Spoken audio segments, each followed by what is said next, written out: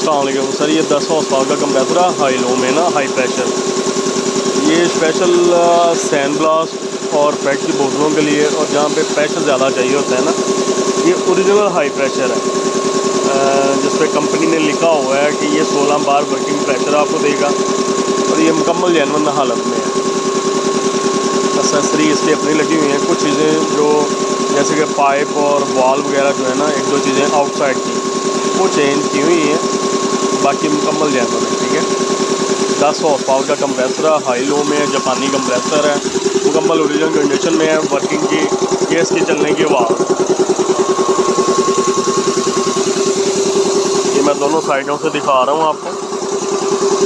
ये इसका safety cover लगा हुआ है, ये मोटर है इसकी अपनी ओरिजिनल, ये इसका ओरिजिनल स्विच लगा हुआ है। ये कंप्रेसर है, 4 पिस्टन का कंप्रेसर है, तकरीबन 300 लीटर का टैंक लगा हुआ है।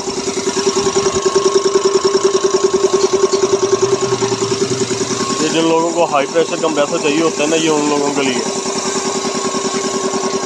चाहे टायरों के काम के इस्तेमाल करें, आप किसी भी चीज़ में कर सकते हैं। 300 pound pressure regular 250-300 normally easily बनाता है।